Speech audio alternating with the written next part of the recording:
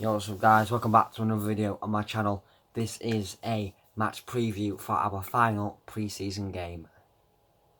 We're going up against Sheffield United on Saturday.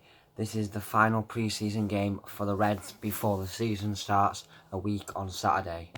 The Reds are going into this game on back of 4 wins out of 4 from the pre-season, winning 5-0 at Staley Bridge, 4-2 against Toulon over in France on our pre-season tour in Nice, and then we headed over to Germany to get 2 wins, one against Bochum, 0-1-2-1, and one against Bielefeld, which was a 3-2 victory. Sheffield United have also done well in their pre-season, winning 3 out of 4 I do believe. They beat a Spanish side, Real Betis, then they did lose a game to Burton Albion, then they beat Northampton, and then they beat Chesterfield the other night. So they've won 3 out of 4 from pre-season, but we've won 4 out of 4 from pre-season. As you guys know, Sheffield United are a very strong club going up to the Premier League next season, so it's going to be a big test for the Reds. It's the final pre-season game, as I've mentioned, so both teams, as I can imagine, will be fielding a pretty strong side on Saturday. And I'm looking forward to it. Obviously, there's going to be a matchday vlog. I'm looking forward to it as I get to see the new signings for the first time. All the new signings, the likes of Diaby, Anderson, Radlinger. Collins probably won't play as Radlinger is the starting keeper, I do believe. Then you've got Wilkes, Connor Chaplin, Barry, who I've already seen but we've re-signed, Luke Thomas.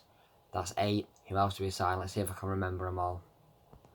Also signed Sibuk, number 9, Harme, number 10 as another centre back, and there was one more signing which I can't remember. I think there's one more signing, guys, but I can't remember it off the top of my head. I do apologise. There's been quite a lot of signings this summer to get my head around. So yeah, going into the preview, I've given you the recent results of the two teams. As you guys know, Sheffield United have gone into the Premier League, so they have spent quite a bit of money to obviously strengthen their team, adapt to a few positions, and to try to get ready to adapt to the new season in the Premier League, as it's going to be not a struggle, but it's going to be a very big test for Sheffield United next season in the Premier League. As for us, we'll be wanting to get a 100% record in our pre-season, going into a very tough fixture against Fulham on the first game of the season with 5 wins out of 5. All can help, and I do believe Sheffield United have got Bournemouth away on the first game. That's probably wrong, but that's just off the top of my head. So yeah, it's going to be a really good game. They've signed some great players, and they've spent a lot of money, like I say.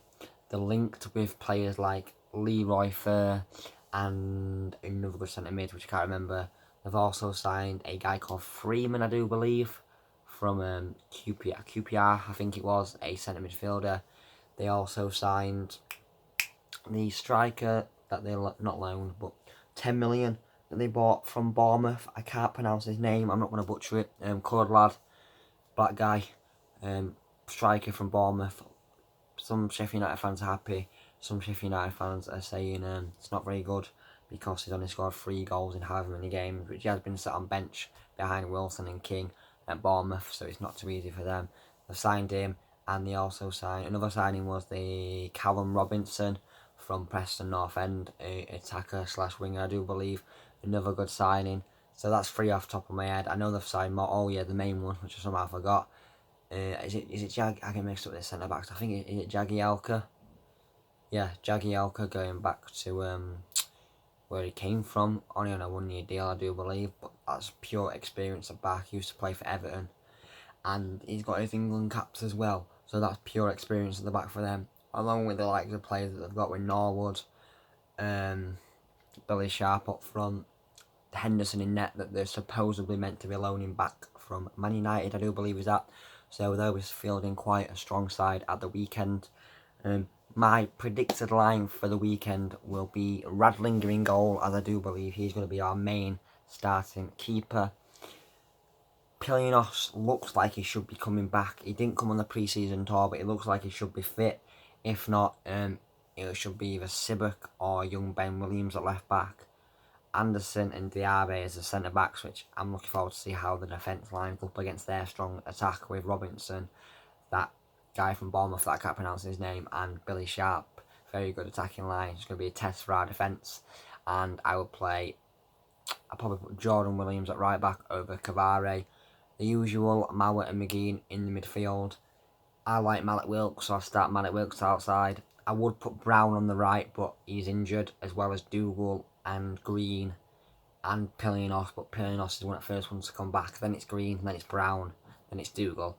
Brown's 4 week, Dougal's 6 week, I do believe. So I put Luke Thomas out wide instead, and I keep the usual Woodsrow and Moore up front if Moore's fit. If not, put Chaplin in there, because he played great in the win in Germany over Bielefeld, where we won 3-2. So yeah, I'll probably give you a score prediction on the day. Sorry it's not the longest video. Close to 1,350. I think we need 9 subscribers, so if you're new, subscribe and help us get to that before Saturday. Next Saturday when we play Fulham. Thank you for watching.